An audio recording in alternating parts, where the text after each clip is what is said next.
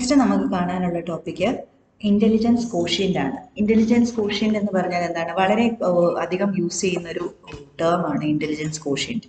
എന്താണ് intelligence quotient അല്ലെങ്കിൽ IQ എന്ന് പറഞ്ഞാൽ? IQ എന്ന് പറയുന്നത് ഒരു കോൺസെപ്റ്റ് ആണ്, നമ്മുടെ മെന്റൽ ഏജിനെ ബേസ് ചെയ്തിട്ടുള്ളത്. അതായത് it is based on the concept of mental age. Mental age എന്ന് പറഞ്ഞാൽ എന്താ? നമുക്ക് രണ്ട് ഏജ് പറയാം, ഒന്ന് ഫിസിക്കൽ ഏജും മറ്റേത് മെന്റൽ ഏജും. അതായത് മാനസികമായ വളർച്ചയ്ക്ക് മാനസികമായി എത്രമാത്രം വളർന്നു എന്നതിൻ്റെ ഒരു കണക്കെടുപ്പ്, അല്ലെങ്കിൽ എത്ര വളർന്നു എന്ന് നമ്മൾ മെഷർ ചെയ്യുന്ന ഒരു ക്വാണ്ടിറ്റിയാണ് എന്ത്? IQ എന്ന് പറയുന്നത്, ഇന്റലിജൻസ് കോഷ്യന്റ് എന്ന് പറയുന്നത്. അപ്പൊ അത് ബേസ് ചെയ്തിരിക്കുന്ന എന്തിലാണ്? മെന്റൽ ഏജിലാണ്. And the concept of mental age was first introduced by French psychologist Alfred Binet in 1802. അതായത് ആൽഫ്രഡ് ബെനറ്റ് ആണ് മെന്റൽ ഏജ് എന്നുള്ള ഒരു കൺസെപ്റ്റ്. അതുവരെ എന്തുണ്ട്? ഫിസിക്കൽ ഏജ്, നമുക്ക് എത്ര വയസ്സായി അല്ലെങ്കിൽ ജനിച്ചത് തുടങ്ങി ഇപ്പൊ വരെ എത്ര വർഷം കടന്നു എന്നൊരു കമ്പാരിസൺ മാത്രമേ ഉണ്ടായിരുന്നുള്ളൂ. പക്ഷേ മാനസികമായ വളർച്ചയ്ക്കും ഒരു ഏജ് കൊടുക്കുന്ന ആ ഒരു കോൺസെപ്റ്റ് ആദ്യം കൊണ്ടുവന്നത് ഫ്രഞ്ച് സൈക്കോളജിസ്റ്റായ ആൽഫ്രഡ് ബെനറ്റ് ആണ്. Mental age refers to the score that is determined by comparing a child's score with the scores obtained by similar age group children. അതായത് എങ്ങനെയാണ് ഈ മെന്റൽ ഏജ് കണ്ടുപിടിക്കുന്നത്? ഇപ്പൊ ഒരു കുട്ടിയുടെ മെന്റൽ ഏജ് കാണണമെന്ന് വെച്ചോളൂ, എന്താ ചെയ്യേണ്ടത്? അതിന് അതേ ഏജ് ഗ്രൂപ്പിലുള്ള കുറെ കുട്ടികളുടെ കുറെ കുട്ടികളെ നമ്മൾ ഒരു ടെസ്റ്റ് ചെയ്യും. അവരെ അതിന് പല രീതിയിൽ നമുക്ക് ടെസ്റ്റ് ചെയ്യാം. അപ്പൊ ഈ ടെസ്റ്റിലെ സ്കോർ, ഈ ബാക്കി കുട്ടികൾക്ക് കിട്ടിയ സ്കോർ നമുക്ക് ആരുടെയാണോ മെന്റൽ ഏജ് കാണേണ്ടത് ആ കുട്ടിയുടെ സ്കോറുമായിട്ട് കമ്പയർ ചെയ്യും. ആ കമ്പാരിസണിൽ നിന്നാണ് നമുക്ക് എന്ത് കിട്ടുന്നത്? ഈ ഒരു കുട്ടിയുടെ മെന്റൽ ഏജ് എന്താണെന്ന് നമ്മൾ കണ്ടുപിടിക്കുന്നത്. So mental age refers to a score that is determined by comparing a child's score with scores obtained by an younger or older children in a norming group in an intelligence test എന്നാണ് നമ്മൾ mental ഏജിന്റെ definition പറയുന്നത്. അപ്പം mental age ഇപ്പം നമ്മളൊരു ഗ്രൂപ്പിനെ test ചെയ്തു, ആ ഗ്രൂപ്പിലെ കുട്ടികളുടെ മെന്റൽ ഏജ് കിട്ടിയിരിക്കുന്നത് 10 വയസ്സാണെന്ന് വെച്ചോ. നമുക്ക് ചെയ്ത കുട്ടി അത് ഇന്റലിജൻസ് ടെസ്റ്റ് ചെയ്തിട്ടാണ് നമുക്ക് അങ്ങനെ ഒരു മെന്റൽ ഏജ് കിട്ടുന്നത്. അപ്പൊ നമ്മൾ ആരുടെയാണോ കാണാൻ ശ്രമിക്കുന്നത് ആ കുട്ടിയുടെ സ്കോർ ഈ 10 വയസ്സ് എന്ന് നമ്മൾ പറഞ്ഞ കുട്ടികളുടെ സ്കോറിനേക്കാളും കൂടുതലാണെങ്കിൽ ആ കുട്ടിയുടെ മെന്റൽ ഏജ് എന്തായിരിക്കും? ഫിസിക്കൽ ഏജ് 9 വയസ്സോ 8 വയസ്സോ ആണെങ്കിൽ പോലും മെന്റൽ ഏജ് എന്തായിരിക്കും? 10 വയസ്സിൽ കൂടുതലായിട്ട് വരും. അപ്പൊ നമ്മൾ എന്താ ചെയ്യുന്നത്? ഒരു ഗ്രൂപ്പ് ഓഫ് കുട്ടികളുടെ കൂടെ അല്ലെങ്കിൽ കുറെ കുട്ടികളുടെ കൂടെ നമ്മൾ കമ്പയർ ചെയ്യാണ് ചെയ്യുന്നത്. എന്നിട്ടാണ് നമ്മൾ എന്ത് ചെയ്യുന്നത്? മെന്റൽ ഏജ് കണ്ടുപിടിക്കുന്നത്. ഇത് കോൺസെപ്റ്റ് ക്ലിയർ ആണെന്ന് വിചാരിക്കുന്നു.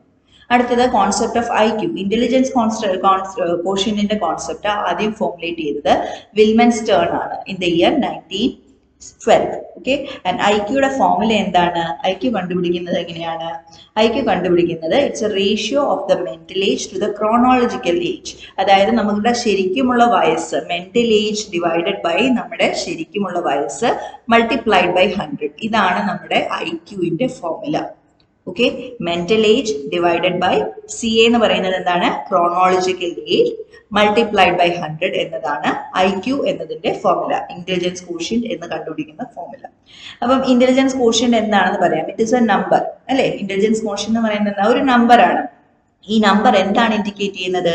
It indicates the measure of a person's cognitive abilities relative to the general population. അതായത് ബാക്കിയുള്ളവരെ കമ്പയർ ചെയ്തിട്ട് നമുക്ക് എത്രമാത്രം എബിലിറ്റീസ് ഉണ്ടോ, കോഗ്നിറ്റീവ് എബിലിറ്റി എന്ന് പറഞ്ഞാൽ മെന്റൽ എബിലിറ്റീസ് ഉണ്ടോ, അതിനെ നമ്മൾ ഒരു സ്കോറിംഗ് സ്കെയിലിലേക്ക് ആക്കുന്നതിനെയാണ് നമ്മൾ എന്ത് പറയുന്നത്? ഇന്റലിജൻസ് കോഷ്യന്റ് എന്ന് പറയുന്നത്.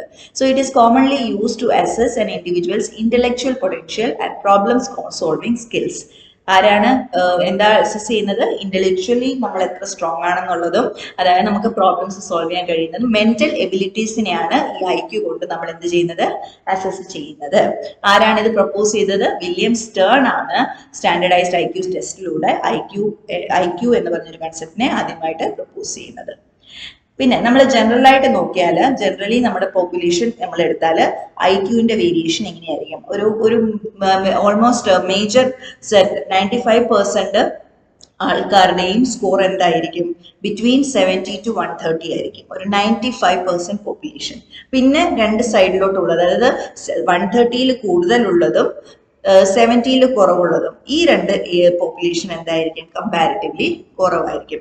അപ്പം മെജോറിറ്റി ആൾക്കാരുടെ IQ സ്കോർ വരുന്നത് എങ്ങനെയാണ്?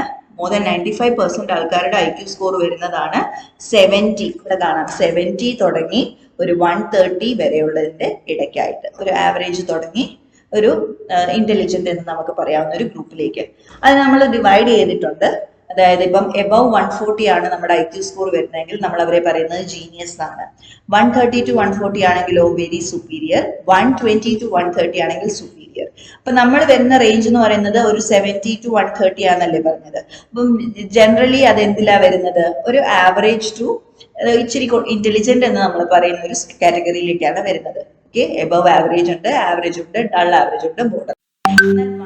70-ലും താഴെ വന്നാല് നമ്മൾ ആ ഒരു കേസിനെ ചെറിയ മെന്റൽ റിട്ടാർഡേഷനോ അല്ലെങ്കിൽ എന്താ പറയാ, അതായത് mild moderate severe mental retardation അല്ലെങ്കിൽ പ്രോഫൗണ്ട് മെന്റൽ റിട്ടാർഡേഷൻ എന്ന് പറയും. അതായത് അവരുടെ എന്താ പറയാ മാനസിക വളർച്ച വളരെ കുറവാണ്.